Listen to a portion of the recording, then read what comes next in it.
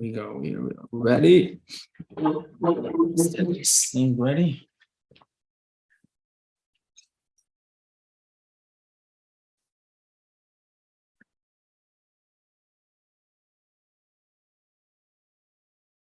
Okay.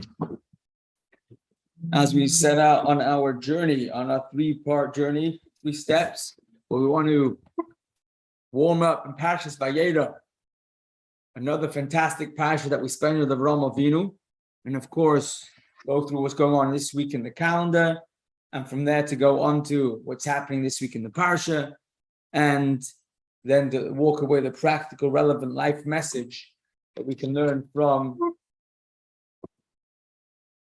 an area in this week's Parsha that will empower us for the upcoming week to live with the Parsha. So this week's calendar, still in the month of Mar Cheshvan. It's an important week. Every week's important. In general, the month of Mar Cheshvan, as we mentioned already last week, is a very important month because of the idea of Dir Lo Yisbarach B'Tachtonim, being able to take the holiness that we've experienced in Tishrei and put it into practical life is most found in the month of Mar Cheshvan out of the whole year. More so even than any of the other months that are coming up, especially because of the contrast between the month of Tishrei and Cheshvan. Because in the whole month, there's no Yomim Tovim. There's no calendar days that we take off. It's full month of work. Work meaning that we're putting ourselves to the test. We're working on everything that we required over the month of Tishrei. And in the contrast of that we were so involved and engrossed in Yomim Tovim and Shabbosim the whole month. And then from here, we jump straight into the practical day-to-day. And then we have, in particular, this week, although it's not a Yom Tov in itself, but we have Chof Mar Cheshvan, which is coming up. If today is Yud Gimel, when's Chof Mar Cheshvan? I can't remember when it is. But when we have Chof Mar Cheshvan, which is the big day for the Rebbe Rashab, and of course, with that which comes with that, which is the message that Rebbe Rashab had for all the people in a time where he was priming us for the avoid of to do the final last activities that will bring Mashiach to Kenu. Of course, a lot of what we have today, the Rambam of Chassidus, the teachings that are so well organized and understandable, and the different lessons that we have from Chassidus in general, are gifts that we got from the Rebbe Rashab, and that's why, in a time like now, the koiches that it will give us, Chof Mar Cheshvan also empowers us, and of course, Parshas Vayeira itself is an extremely uplifting parsha. Let's talk a little bit about what's available, what's here for us in the parsha of Vayeira, starting off with the opening part of the parsha, in which we are told Vayeira Elav Hashem, where Hashem appears to Avraham. And Hashem appears to Avraham a number of times already in last week's episode. This week, it's unique in the sense that it's in this week's Parsha where Hashem appears to Avraham in a way that he can get it. Chassidus explains to us that Avraham Avinu wasn't just receptive, where he experienced the revelation that Hashem spoke to him. Yoshev implies that Avraham Avinu was able to take it in a hisyashvus, in a sitting way, in a way that it's settled, in a way that was actually receivable. And the famous story of the Rebbe Rashab when he was a young boy who went into his grandfather's room, the Tzemach Tzedek, is brought down in the Yom Yom last week, where he cried to his grandfather. He was only 4 or 5 years old, and he cried, how is it that Hashem appears to Avraham, it doesn't appear to us? And in many Asicha, the Rebbe would analyze the story and amazingly ask, what's the message in such a story to us? And of course, the Rebbe Rashab himself, although he was a young boy, was already on the way, on the making to become a great tzaddik. Yet he appreciated that even amongst tzaddikim, to be able to have that sort of revelation, where it's not just the revelation where Hashem told Avraham an instruction, Lech lecha mi'artzecha, but the revelation where the tzaddik was able to receive it in a settled and an acceptable way, that is tremendous. And the message, the answer he received from his grandfather, from the Tzemach Tzedek, and the end of the story is that his grandfather explains to him the reason why Avraham merited to have that revelation, whereas the rest of us haven't, including the tzaddikim, such as the Rebbe Rashab himself in that story, was because he was willing to change. After 99 years of service of Hashem, of seeking and searching and trying his best, and doing the bris milah and doing through all the different tests that he had done until that point. But at 99 years old of a tzaddik, he was still willing to continue growing and continue following the leads. That in itself is a message to us that although we have to do our effort, the goal and the destination that we're looking for is a time and a place of the more we can not just accept that Hashem exists, but appreciate it in a personal way, to experience it in a settled way, become part of how we think and how we feel and how we behave, how we talk. And of course, when we walk around living with Hashem, that's a revelation in the biggest possible way. So that's the beginning of the parasha. Avram is sitting at his tent. The background to Avram sitting at the tent is because he's recovering from his bris milah at the end of last week's parasha. And it's in exchange, as we just said, because he did the bris milah that Hashem came to visit him. And as Rashi points out, that he was there to visit the sick, to help Avram feel better.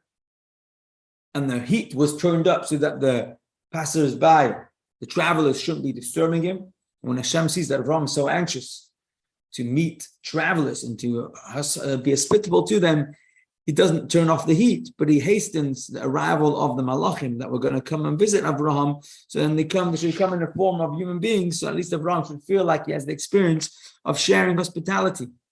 And he does exactly that. And he feeds them, and Sarah feeds them, and they make the promise. They heal Avraham first, and they make a promise to Avraham that he'll have a child a year later, exactly to that day, which was Pesach, which was when Yitzhak would be born.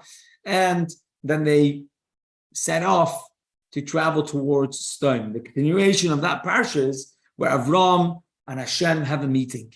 And at that meeting, Avram Avinu is davening to save the people of Stone.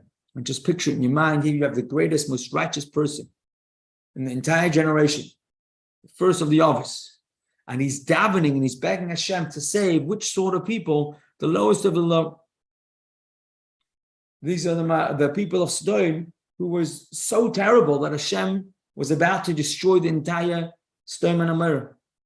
And Avraham Avinu is negotiating with Hashem to the best of his ability to save even those people who were so unworthy that even Avraham Avinu wasn't able to save them.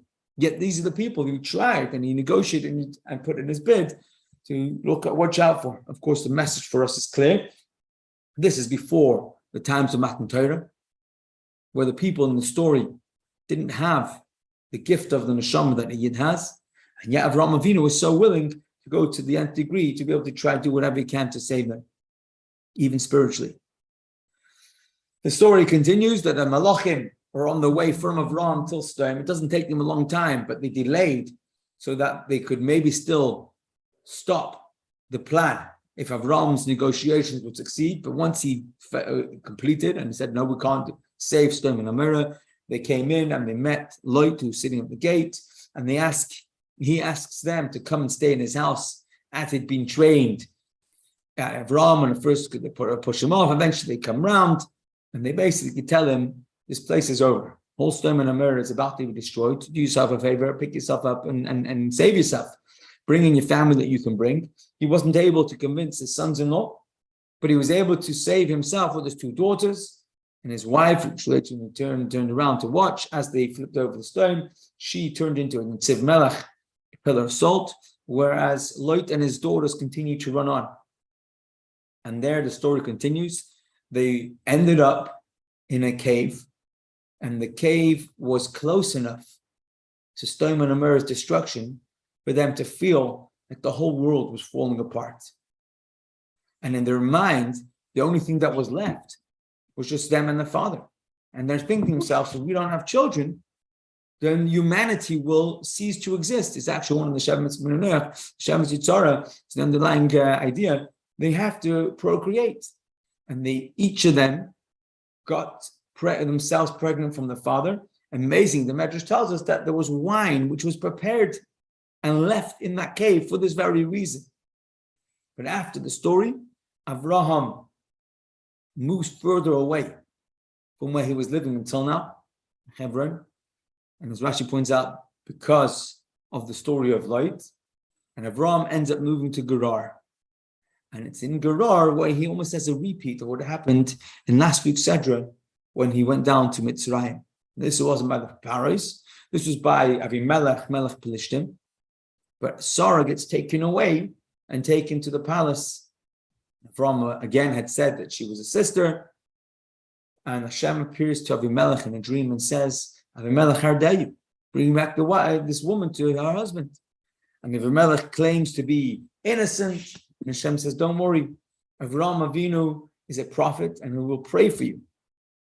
Avimelech actually gives rewards and gifts to Avram Avinu, which would make it clear to everybody that the reason why he'd returned Sarah was not because he didn't want her. It was because Hashem had insisted, and because it was clear that he had to do the right thing, and thereby by demonstrating that he was subservient to Abraham by providing him gifts and brought back his wife. But unlike Paro, he didn't say to Abraham and Sarah, you better leave town, because it wasn't Mitzrayim, it wasn't the Eretz Aretz, it was Pelishtim, it was a much better place. And there Abraham and Sarah end up living just outside the town. Abraham is 100 years old, and Sarah is 90 years old. Fascinatingly, it's interesting to note that in this place where Abraham is now in Gerar, there is food, even though last time round, Abraham and Sarah had to make their way down to Mitzrayim. And in the Chazal tell us the reason why Abraham Avinu this time went to Gerar, to Pelishtim, and last time, in last week's Parshah, went down to Mitzrayim. Why didn't he choose to go down to Gerar in last week's Parshah also? So you could say because he learned from experience. But actually, Chazal tells us no, he was honest al pi adibur, he was forced to go down to Mitzrayim to make his way down to there last time, even though Pelishtim could have been an option. Hashem didn't want him to go down just to there. He wanted him to go down to Mitzrayim for the reason of softening the grounds, of creating the ability to transform. We can therefore assume that when Avraham Avinu came down into Gerar and to Pelishtim, he was doing the same thing as well. But at this point, Sarah Imenu bears a child, Yitzchak, and it's a tremendous simcha. She is 90 years old, and Avraham is 100 years old when they finally give him a child together. As the story continues, Ishmael and Yitzchak are growing up together, where at some point, Ishmael starts to become more and more of a bad influence to Yitzchak. And Sarah Imenu says to Avraham, I know he's your son. I know I gave you Hagar as a wife, but we cannot bring them up together. As a Yiddish mama, I understand that there are values in life, but education and the importance of bringing up our child comes first. And therefore she says to Avram, you must send away Yishmael and Hagar. And at first Avram didn't want to listen, till Hashem says, you must listen to Sarah. And he sends her away. And this is the second time where you have Hagar leaving Avraham's place and going off into the wilderness, and a malach coming to encourage her. This time, she's together with her son Yishmael. The last time she was on her own, she was pregnant. She was going to come back and come pregnant again. But this time, she's with Yishmael. And as they're traveling, Yishmael is ill and drinking all the water. There was no water left.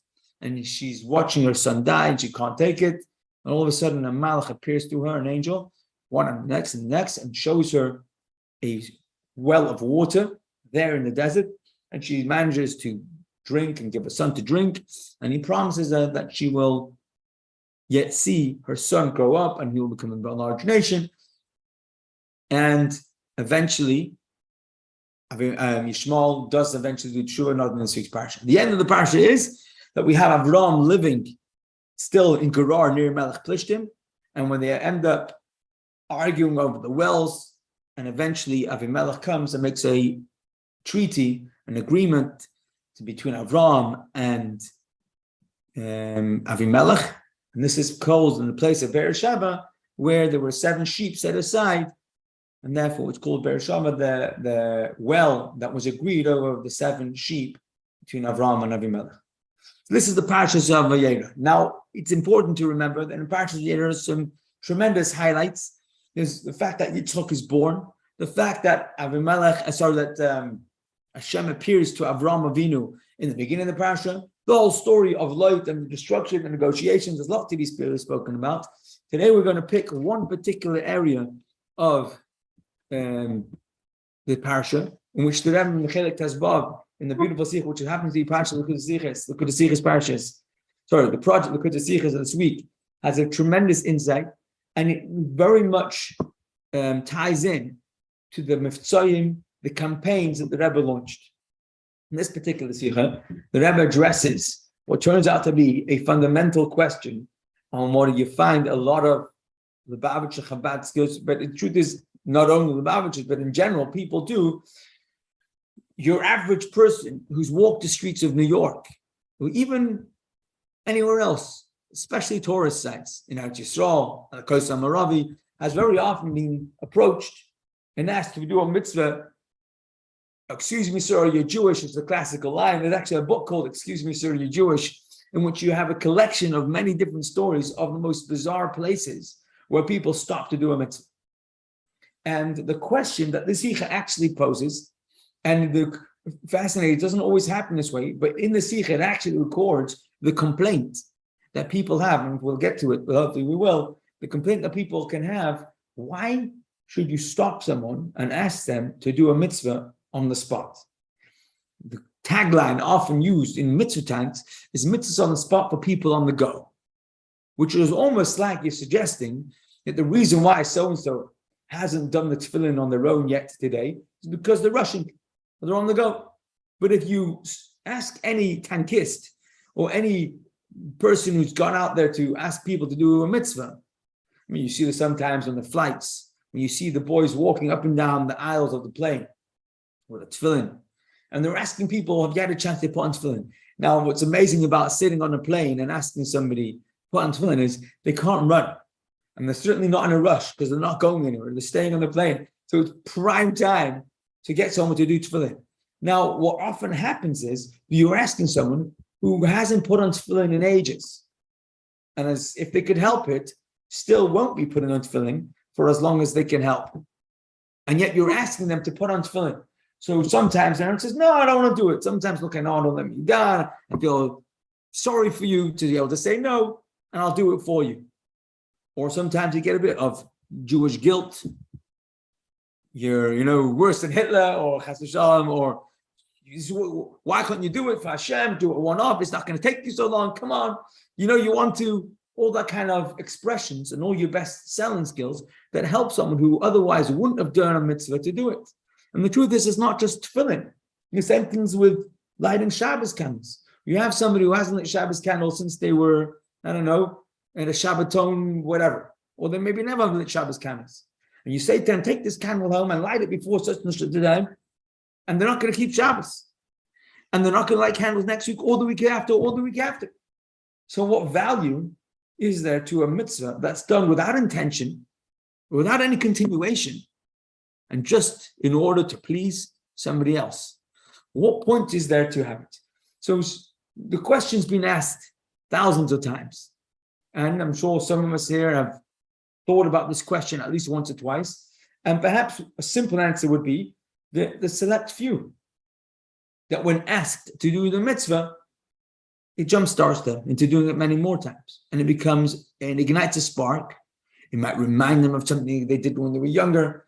And for the sake of those few who get ignited, it's worth asking everybody along the way. That's possibly an answer. But if you think about that, it really basically said there is arguably no value to the mitzvah on its own unless it has a continuation. And in today's Sikha, we want to explore that clearly that's not just the case. It's much more than that. And the question we're asking is, what is the value to a one-off mitzvah in and of itself? How can it help?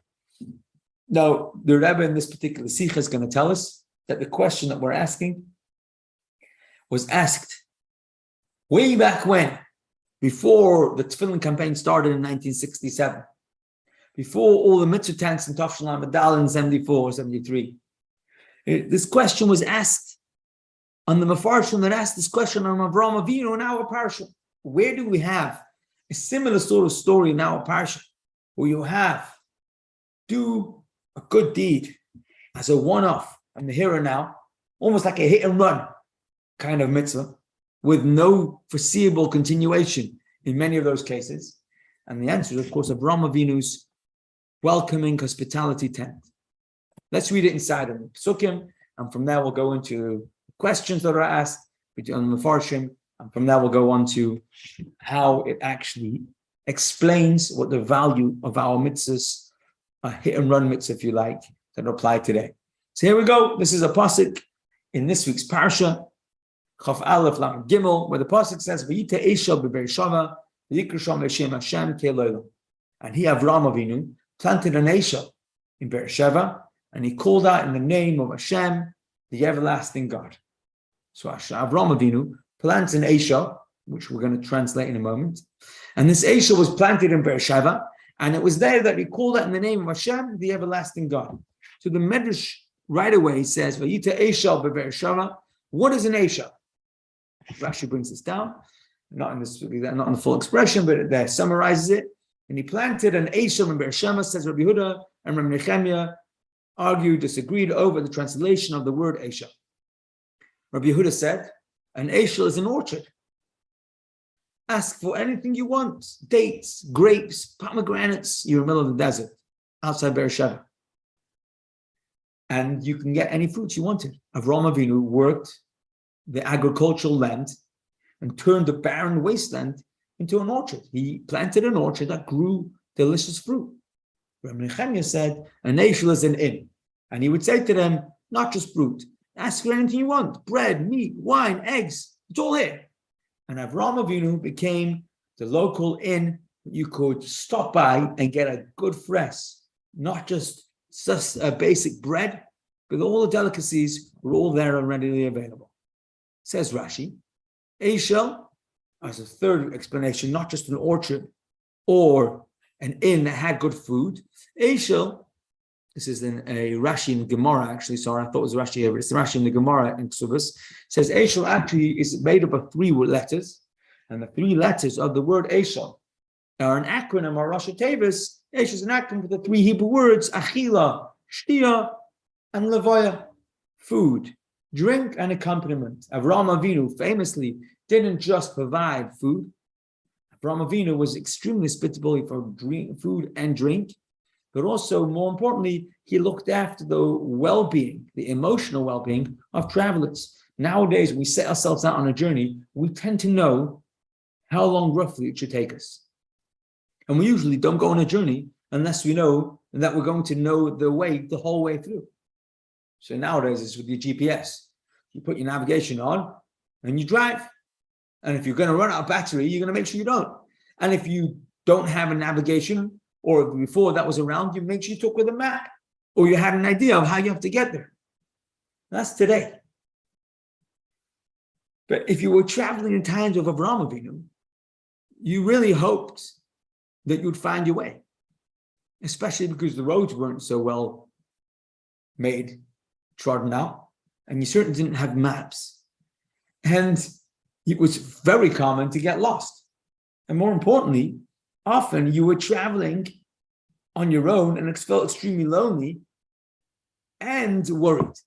And Avraham Avinu would encourage people by seeing them to the door and giving them the feeling that they're not so lonely, that someone is thinking about them and wishing them well. Levaya.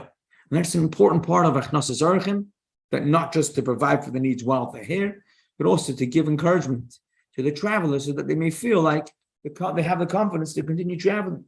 So this is Avraham Avinu's Eishel, whether it was fruit, it was all the sorts of foods and delicacies, and of course also emotional support for the traveler as well.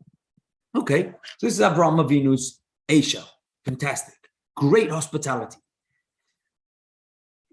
Here's how we have Avraham Avinu's story of an average day in Avraham Avinu's tent. It's not such an average day, but this is how Avraham Avinu is feeding the people who show up in his zone on our Parshah. But it gives us a window into how Avraham Avinu looked after them. So this is the pasuk of the 3 angels. Remember we said the 3 angels came. He thinks they're human beings, and therefore he's giving them the full treatment. What's the full treatment? He said to my masters, if I have found favor in your eyes, do not pass by your servant. You're here already. Come on, stop by. Let a little water be brought. Bathe your feet, and we climb under the tree. Let me fetch in a morsel of bread, so you may refresh yourselves. Then go on, seeing that you have come your servant's way. Then go on, seeing that you've come your servant's way, you might also stop by. They replied, yes, do as you have said. Feed us. Avraham Avinu hastened into the tent to Sarah and said, quick, prepare 3 sa'ah of choice flour. Knead and make cakes. So he said he's going to give them a bit of water. And before you know it, he's making 3 sa'ah of choice flour, fantastic bread. Then Avraham ran to the herd, took a calf, tender and choice, and gave it to the servant boy who hastened to prepare it. He tells Yishmael, prepare a young calf, third calf, the most tasty meat I have, provide for the guests. He took out curds and milk and the calf that had been prepared and set these before them, and he waited on them under the tree as they ate. Who's the waiter in the story? Avraham Avinu personally overseeing and making sure that whatever they need, whatever they would like, whatever he could do to make them feel more comfortable, he wanted to personally make sure that it would be there available. This is Avraham Avinu's hospitality. Amazing. Avraham Avinu's key teacher, what it means to be hospitable. And as the Psukim continue and the Gemara explains, that Avraham Avinu would also not just teach them, not just feed them, but also would teach them what he knew and what he had discovered himself. Remember, we said Avraham Avinu is the father, the forefather of Yiddishkeit. Avraham Avinu was the one who taught to the world, his world in his time, and championed. He was seminars where he would explain and he would teach. What would he teach? To recognize the creator of all of creation, the master of the universe. And here the Gemara learns it into the pasuk that we read earlier, that Avraham Avinu planted an Eshel in Beersheba, and he called out in the name of Hashem Keloilam. He called out in the name of Hashem, the everlasting God. It says Rish Lakish in the Gemara, do not read, and he called out Vayikra, rather read Vayakri, and he caused others to call out. This teaches us that Avraham Avinu, our patriarch, taught every wafer to call out in the name of Hashem. Not only was Avraham Avinu outspokenly a believer, he caused all those people who came by his hospitality patch to also call out in the name of Hashem. Says the Rish Lakish, how? How did Avraham manage to make everyone call out in the name of Hashem? He lived in a generation that didn't believe in Hashem. After they had their fill of food and drink, they would arise to thank him, and he would say to them, you did not eat my food, you ate what belongs to the God of the world. Thank and praise he who spoke, and the world came into being. Avraham says there's a single creator responsible for all of creation, including me and the food that grew with the rain and with the sun and the earth. It's all one creator. Now, to us, that sounds quite understandable. To the people who lived in Avraham's generation, they couldn't believe it. How could you say that the God of the sun is the same as the God of the rain?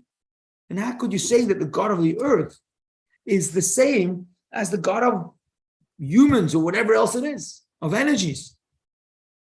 And Avraham says, no, everything comes from one Eibishter. And if you've just had food and drink, you have to thank the one creator of it all. Here he taught them to recognize that actually everything in creation was created not by another creation, but all of creation is created. And therefore all of creation had to have been created by something that's not a creation itself, something that's outside of creation. The creator, which itself isn't a creation, is the only thing that could have created everything else. This is how Avraham taught them. The Medrash in Bereshit Rabbah actually says, if the wayfarer would agree, Rashi brings this down, if the wayfarer would agree to thank Hashem, they would eat, drink, and depart. But if they would not agree to thank Hashem, Avraham would say, pay me what you owe. So the wayfarer said, fine, well, how much do I owe you? What do I have? A bit of drink and food or whatever? Avraham would reply, a measure of wine in the desert is 10 coins. A measure of meat is 10 coins. A measure of bread is 10 coins. Who gives you wine, meat, and bread in the wilderness? When the wayfarer would see no way out, they would say, you know what? Remind me, who do I have to thank? Hashem? Okay. Blessed is the God of the world whose food we ate. And with that, they would not have to pay the bill. Says the Medrash, that's exactly how Avraham Avinu made sure that everyone passed through his patch, thanked and praised Hashem. spoke about Hashem, spoke to Hashem, gave praise to Hashem. So we're going to ask two questions. The number one question is going to be the simple question, which was a technical question, bait and twist. Was Avraham Avinu being deceitful, where he shakes your hand, he looks after you, this, that, and the other? And really all he's doing is engaging these travelers and forcing them into a situation where they're going to have to say thank you to Hashem. Was he tricking people into his patch? Well, he's being very hospitable, but really what he's doing is he's putting people into a bind and kind of compelling them to have to do what they don't want to do.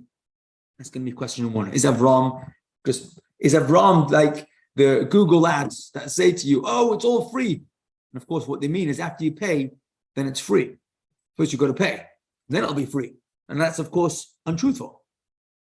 And was that what our patriarch Avraham Avinu was doing? That's going to be a first question, easy question. The second question is going to be the harder question, and that is, let's just say he wasn't deceiving them.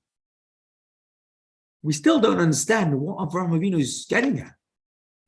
What point is there in telling somebody that if you say these 3 words, or these 10 words, or these 20 words, then you don't have to pay? You can say whatever you want. Does it really have meaning if someone just says words? So that's going to be our second question. Let's deal with the first question first. And from there, we'll jump into the bigger question, which of course is going to lead us into answering the same question we have. What point is there in getting someone to do a mitzvah if they don't want to do it, they don't have intention to do it, and the only reason they're doing it is to get you off their back? And that's going to be our second bigger question, and we're looking for that answer. But before we do that, let's just make sure we get out the way. Avraham Avinu is not lying or deceiving people.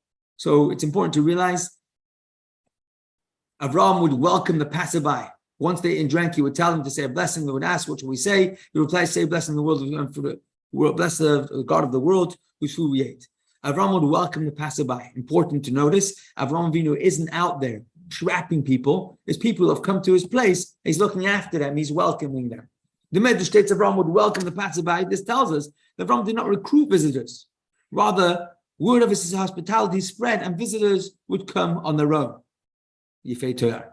Avraham would welcome them and feed them in the manner of all innkeepers who receive visitors and serve them for a fee. So most times, if you go into an inn, you expect to get a bill at the end. The fact that someone walked in thinking, I'll get it for free, wasn't because Avraham told them he'd get it for free. It's because people were speaking that you get it for free. Thus, Avraham had a financial claim against his guests and had the right to forgive this claim if they chose to bless Hashem. So to say that Avraham Avinu owed it to somebody who walked into his inn to feed them for free, that would be incorrect. That would be expecting a good person to continue being good for free.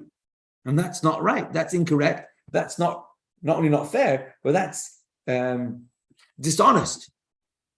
Because to be fair and to be honest is to say that if somebody is feeding me, then I owe them that money. If they choose to let me have it for free, then I owe them rather than they owe me. If they arrive expecting a free meal, it was their mistake. They should have asked up front. So to say that Avraham was deceiving people, that not. We still don't understand what he's getting at. We still don't understand. Let's just go back to that. Although Avraham Avinu could say safely that nobody could complain that what he was doing was trickery.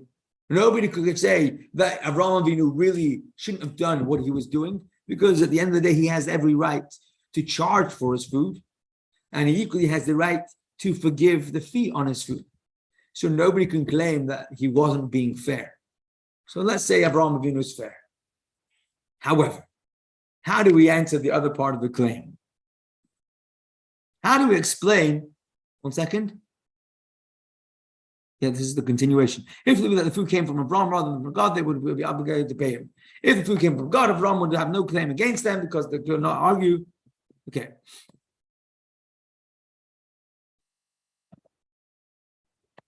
However, this is our second question. Let's read it the way it is in the Gemara of Zara. Rachista said to Rimi, we have an addition that our patriarch Abraham's tractate on idolatry had 400 chapters. I don't have that text that asks the question. The question was, I don't know why it's not here on the slides. The question was, Avraham Avinu, what are you thinking? Why do you think that you're going to save the world by getting people to pay lip service and to say that they will believe in Hashem and thank you to Hashem, this, that, the other, if they really don't mean it? And that's really where our question is on our mitzvahs. Now, I just want to add on over here. It happens to be that the Yefei Torah goes on to say that it was extremely common in those days for people to say, I don't believe. And Avraham would say to them, what we learned earlier that brought down in Rashi, that if you don't believe, it's going to cost you a fortune. And he not only would tell them it cost him a fortune, he would actually rack up the bill, itemized bill, and help them realize just how much it was going to cost them. And that's what would turn them around to say the words they had to say. So clearly, it wasn't because they wanted to say those words. Clearly, it wasn't because they had an intention or buying, if you like. What was Avraham thinking? So in order to explain this, we're going to go to the Chassidus of what Avraham Avinu was doing. The understanding of how Avraham Avinu, in general, as a personality was, and what he achieved.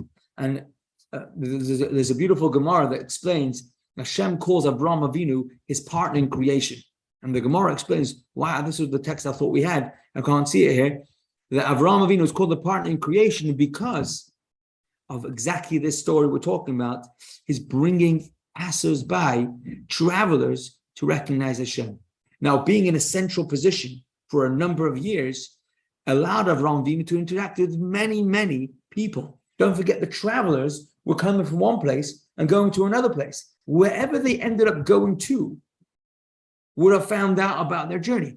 Wherever they would have come back to after their journey would have gone home and found out as well. So being in a prime location, meeting travelers who are going from place to place and spreading the word was the most popular place to spread the word. His billboards, his messages were reaching far and wide.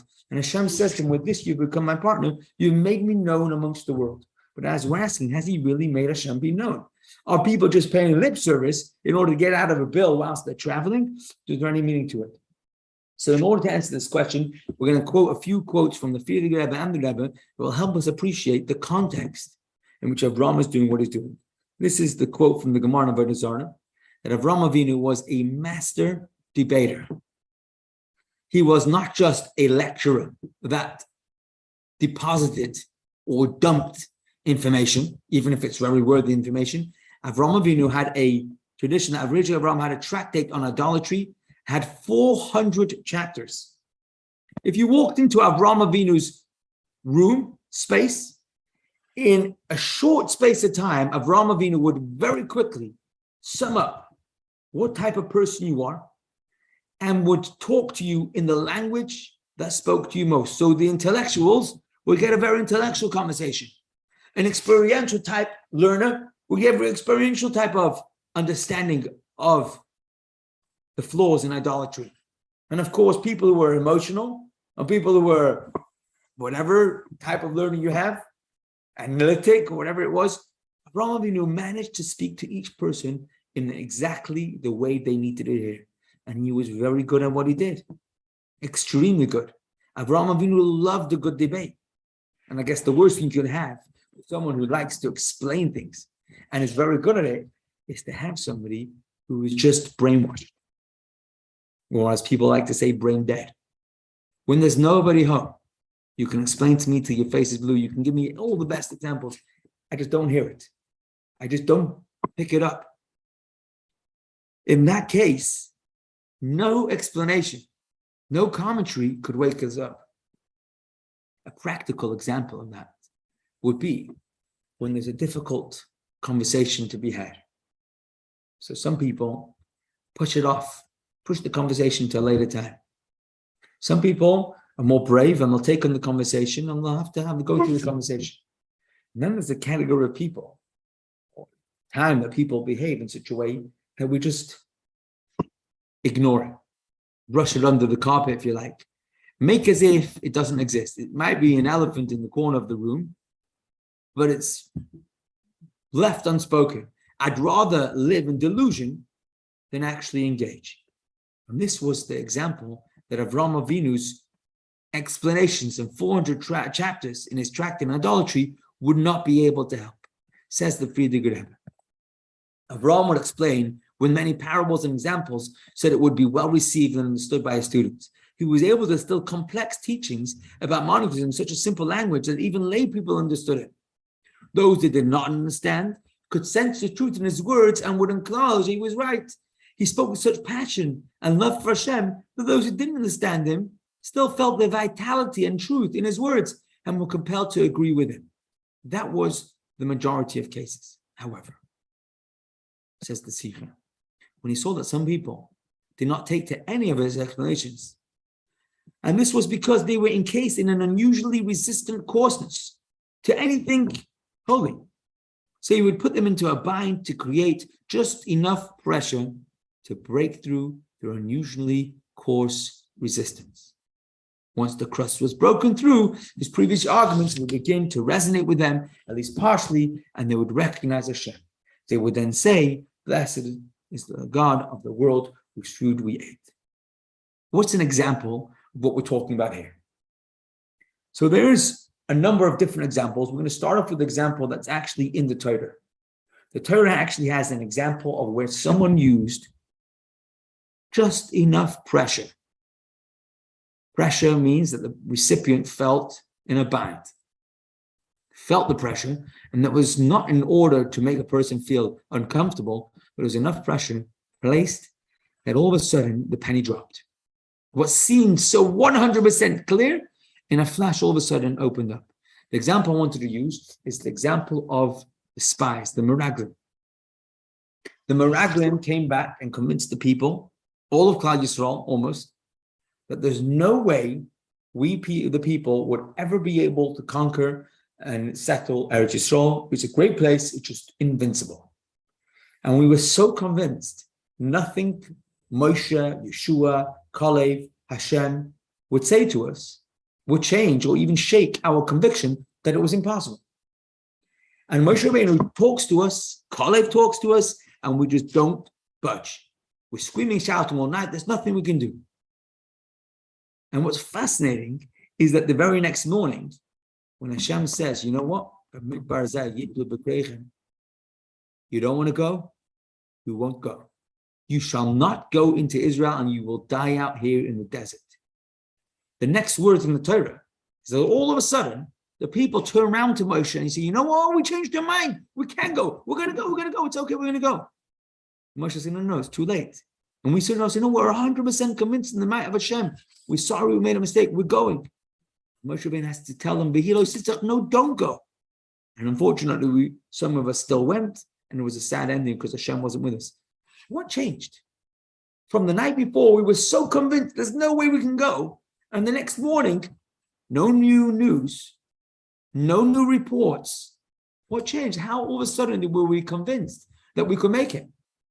Says Rashi, Rebbe brings this down in Sikha. This was the answer. We were in a daze. Our brain had switched off. The cover over our thinking or feelings, our ability to be susceptible, sensitive to Hashem and to Kedusha was so hidden, we couldn't break through. So how did it break through? And the answer is harshness. Moshe Rabbeinu was just tough. He says, you know what? Okay, you won't. You will not go into it. And when we heard that, all of a sudden it dawned on us, hold on one second, why am I so convinced? Why am I so set in my ways? Maybe not. This is a little bit more than I bargained for. Let me just rethink it for a second. And the minute I went into that place, let me rethink it for a second, all of a sudden I was able to hear another side. And this, Avraham Avinu was working on the people. You have people who walked into his tent. These people were not just not listening. You could talk to them and talk to them and talk to them, and the only thing they believed in was idols. And they bowed down to idols, they worshipped idols, they thought idols, they spoke idols, and anything else they just didn't hear. And nothing could shine through that thick layer of schmutz that covered over any sort of reason. And Avraham Avinu looked at him, and he didn't give up. And Avraham Avinu so thought of them, and he thought, if only there was something that could shake up their stillness, their dead brain, or the cover that's making their brain look dead, just give them a little shake, they could all of a sudden open up and start to flourish. What language talks to people who are so set in their ways? And Avraham Avinu realized money. And when he threw them a bill that was a bind, hard to hear, all of a sudden they started questioning their conviction. Am I really so sure? For £1,000, am I still so sure? And then when they started thinking, that's when they started listening to what Avraham Avinu had to say.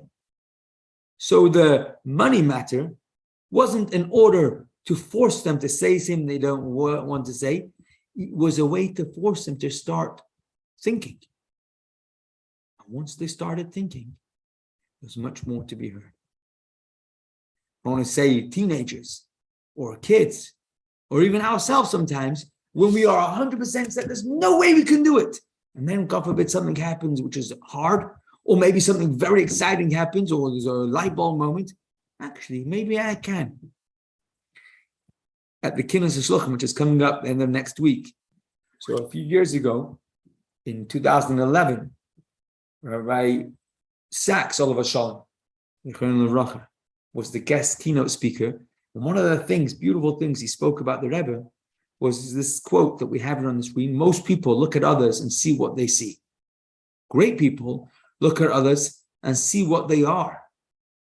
The greatest of the great, and the Rebbe was the greatest of the great, looked at others and see what they could become. Avraham Avinu looked at people who were just dead set, so frozen over, this thick glaze of not allowing it to come through. No, this is not me. I don't get into that. I'm not involved. And he said, hold on. Maybe with a bit of a shake-up, they'll be listening.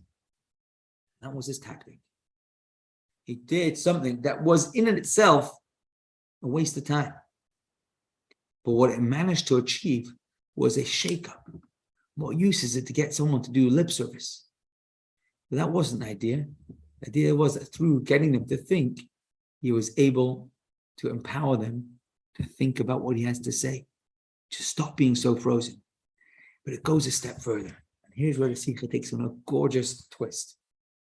Based on the Moshe, let me see if I just find that. Oh, it's a footnote in the Sikha, footnote 33.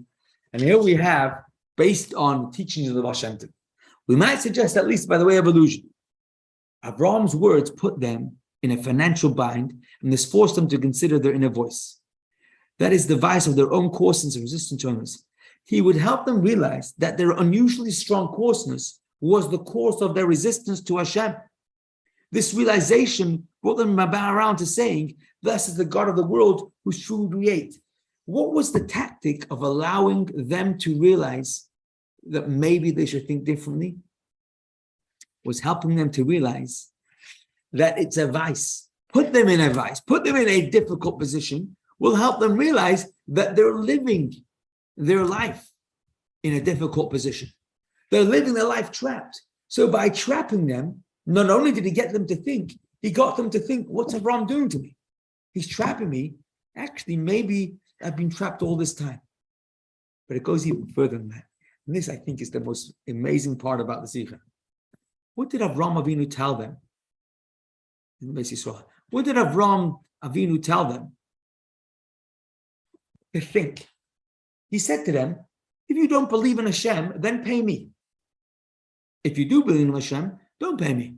Just pay Hashem by thanking him. What's he saying to them? What he's saying to them, fascinating. He said to them, think about, where does food come from? There's a cause to every effect in creation. If you've just eaten food and you don't believe in Hashem, how did the food get here? By me. So you've got to think about, where did the food come from? Because I'm about to bill you. And I'm the one who's going to bill you for it. But once you think about where food comes from, you can already stretch your mind a little bit more. And what that means to us is How often do we say, ugh, that sort of theological question, I don't want to get involved. It's too deep for me. I don't want to go there. It's too complicated for me. Avraham Avinu was facing exactly that. How did he shake that up? By making them think a little bit of exactly the same question. When we say thank you to Hashem, appreciate that Hashem has told us to do a mitzvah, what we're saying is, think about what you were born for. Where were you before you were born, and where have you come to now? How did Avraham Avinu lead the person into that conversation? Think about education. He didn't just shake them up, give them a shock. Didn't just put them in a bind to realize that they're living in a bind. Avraham Avinu puts them in a bind and asks them to notice. Just think for a moment, where does food come from? Something you're comfortable with. You could imagine that. And then, you're about to get a bill because the food came from me. Well, actually, how did I get the food? And by extension, where does food growing, agriculture, science, how does nature work? Who created the rules? Who created the sun and the rain and the ground? It's all part of creation. And that's how you would lead them into the conversation. Amazing.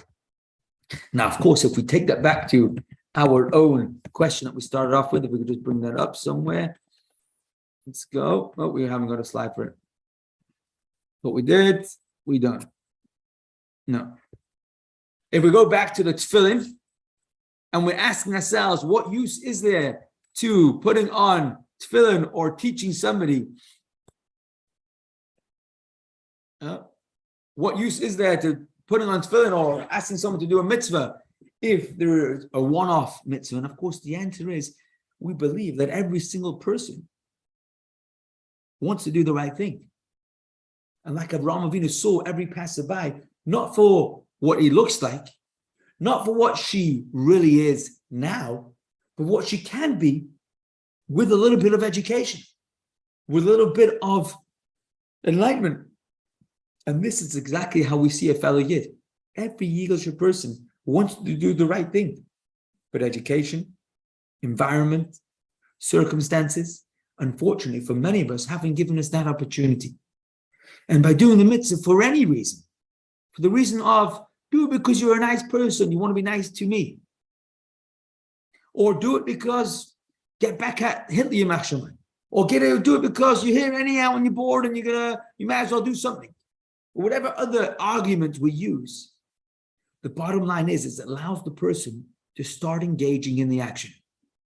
And what's fascinating about how this world works is that when we're doing something, it forces us to think about it. And once we're thinking, we're unleashing a burning, bright neshama inside.